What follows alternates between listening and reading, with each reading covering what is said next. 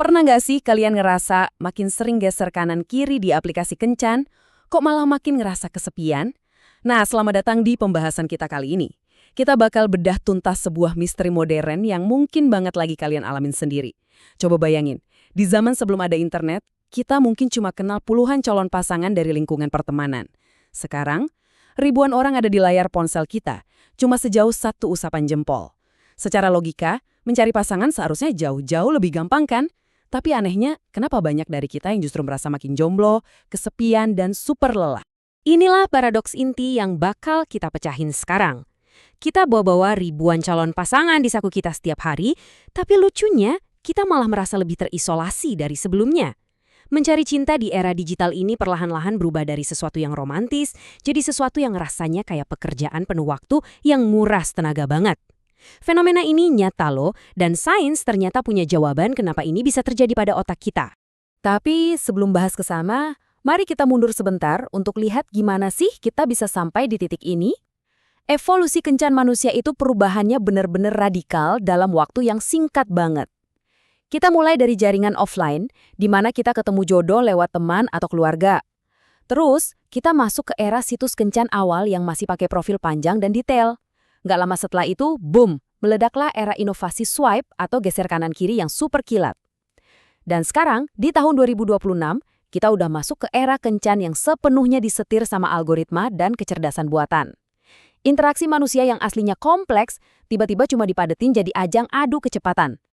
Nah, buat mecahin misteri, kenapa sistem baru ini bikin kita kelelahan parah, kita nggak bakal asal tebak-tebakan. Kita bakal bongkar data dari sebuah meta-analisis yang luar biasa masif dari bulan Juli 2026. Analisis ini ngebedah 27 studi berbeda dan ngamatin pengalaman, tebak berapa? Lebih dari 21.000 orang, tepatnya 21.263 partisipan. Ini benar-benar salah satu bedah sains terbesar soal gimana aplikasi kencan ngacak-ngacak psikologi manusia. Dan dari tumpukan data itu, ada satu angka dari survei Forbes Health yang bikin geleng-geleng kepala. 78%.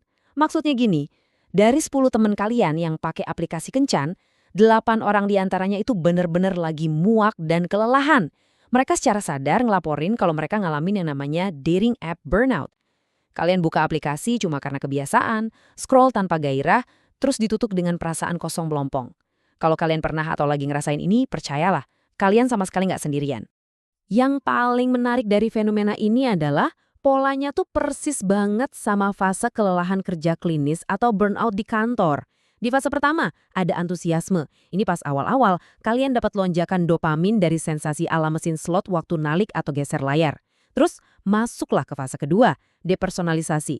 Di sini, wajah-wajah manusia mulai ngeblur, kelihatan sama semua, dan cuma jadi tumpukan CV tanpa makna. Sampai akhirnya kalian di fase ketiga, penurunan pencapaian. Kalian mungkin dapat match, tapi obrolannya garing dan gak ada maknanya, bikin seluruh proses ini kerasa sia-sia aja. Dan ini bukan sekedar perasaan jenuh biasa loh. Biar lebih jelas, mari kita bedah temuan spesifik dari studi Bauman dan Chern. Mengubah manusia yang kompleks cuma jadi tombol like atau pas, ternyata punya korelasi kuat sama beberapa masalah serius. Efek paling kuat itu ada di disregulasi perilaku, kayak kebiasaan buka aplikasi secara kompulsif dengan ukuran efek 0,44. Di dunia psikologi, angka segini tuh cukup gede buat ngubah kebiasaan harian kita. Terus ada juga masalah citra tumbuh karena kita terus-terusan ngebandingin fisik kita. Dan yang paling gila, pengguna aplikasi ini punya peluang 2,5 kali lipat lebih tinggi buat ngalamin tekanan psikologis dibanding mereka yang nggak main dating apps. Tapi tunggu dulu. Sebagai pengamat yang objektif, ada satu poin krusial yang wajib banget kita ingat. Kita nggak bisa asal lompat ke kesimpulan terus teriak, Tinder nyebabin depresi. Nggak gitu cara kerja sains. Kita harus pahami bedanya korelasi, yaitu dua hal yang terjadi di waktu bersamaan, dengan kausalitas, di mana satu hal secara langsung nyebabin hal lainnya terjadi. Jadi sebenarnya ada 3 kemungkinan skenario yang lagi berjalan di sini. Jalur A, emang bener aplikasi kencan itu ngerusak mental kita. Tapi tunggu, bisa jadi itu jalur B. Orang yang aslinya emang lagi ngerasa kesepian, cemas, atau tertekan, cenderung lebih sering nyari pelarian dan validasi lewat aplikasi kencan. Ini sering disebut sebagai preferensi untuk interaksi sosial online. Atau jangan-jangan jalur C, di mana ada faktor lain di gaya hidup modern kita yang memicu kedua hal tadi secara bersamaan. Jadi, nyalahin teknologi 100% itu ternyata nggak sesederhana kelihatannya. Nah, terlepas dari penyebab aslinya, kita harus ngakuin kalau antarmuka model geser ini sukses ngubah cara kita memandang nilai diri kita sendiri. Coba bayangin ini, manusia dengan kepribadian yang luar biasa kompleks dipadetin cuma jadi 2 tombol, like atau pass. Akibatnya, kencan berubah fungsi jadi alat ukur validasi sosial. Apa yang terjadi sama otak kalian saat dapat 0 match dibanding dapat 50 match? 0 match tuh kerasa kayak eksistensi kalian ditolak mentah-mentah secara real time.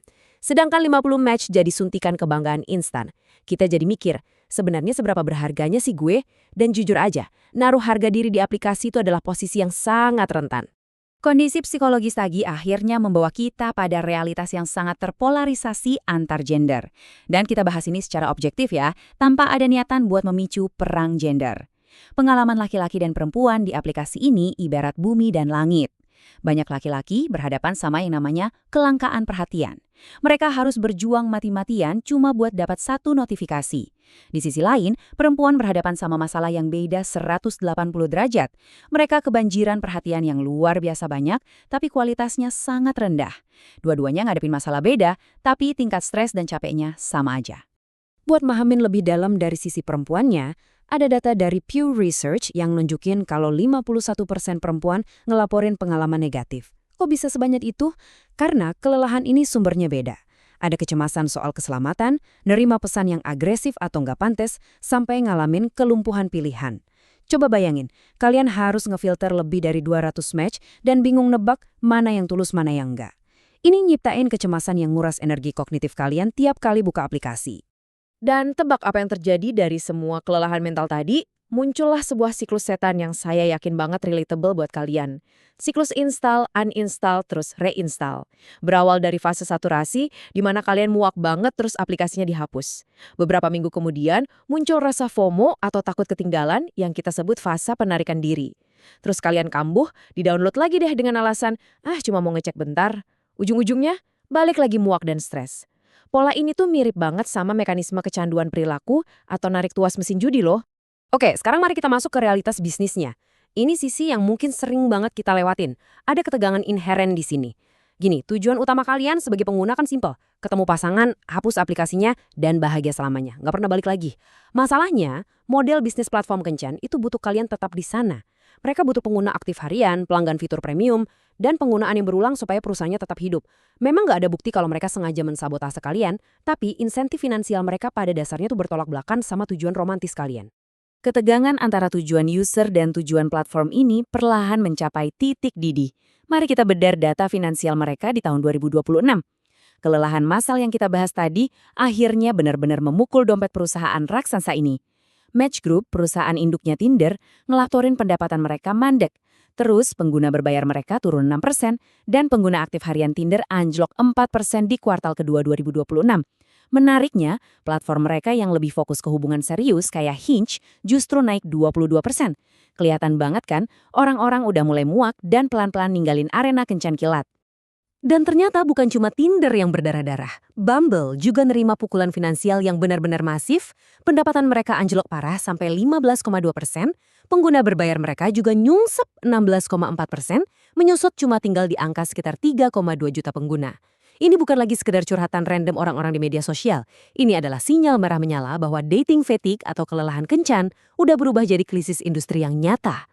Karena tekanan finansial yang luar biasa dan kaburnya para pengguna tadi, terjadilah sesuatu yang dulunya dianggap nyaris mustahil. Pada bulan Agustus 2026, Bumble secara resmi ngelepas aturan saklek mereka, yaitu perempuan harus ngirim pesan duluan. Padahal, aturan itu udah jadi identitas mutlak brand mereka selama 12 tahun. Mereka sampai rela merombak fondasi identitasnya cuma buat memancing interaksi yang mulai mati akibat pengguna yang udah terlanjur kelelahan tadi. Tapi jujur, seberapa ekstrim sih dampak kelelahan ini? Kalau kita lihat di ujung spektrumnya, fenomenanya udah lumayan surrealis. Coba dengerin kutipan ini dari Chin, seorang perempuan dalam film dokumenter Replika tahun 2026. Karena saking capeknya sama ketidakpastian, penolakan, dan sering di-ghosting laki-laki di aplikasi kencan, sebagian pengguna sekarang malah beralih menjalin hubungan romantis sama pacar AI. Gila kan? Bagi mereka, AI ngasih kepastian dan penerimaan tanpa syarat, sesuatu yang makin langka di dunia kencan modern. Terus, kemana arah industri kencan ini selanjutnya? Karena model geser kilat terbukti bikin capek, para ahli mulai melihat adanya pergeseran ke arah slow dating atau kencan lambat. Nantinya, alih-alih dijejali ratusan pilihan, kita mungkin cuma dikasih sedikit rekomendasi yang sangat dikurasi. Profilnya bakal dibuat jauh lebih kaya dan detil. Teknologi AI bakal dipakai buat verifikasi keamanan, biar nggak kena tipu atau ghosting. Dan yang paling penting, bakal lebih banyak dorongan buat kembali berinteraksi secara grup atau tatap muka di dunia nyata. Berusaha memanusiakan kembali proses pencarian cinta.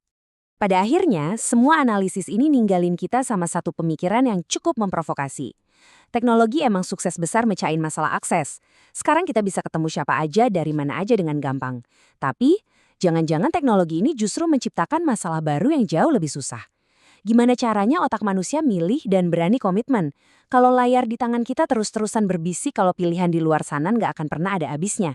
Ini benar-benar PR buat kita renungin soal gimana batasan digital kita mempengaruhi hati kita. Terima kasih banget udah ngikutin analisis kita kali ini. Semoga kalian dapat insight yang bermanfaat dan sampai jumpa di pembahasan seru berikutnya.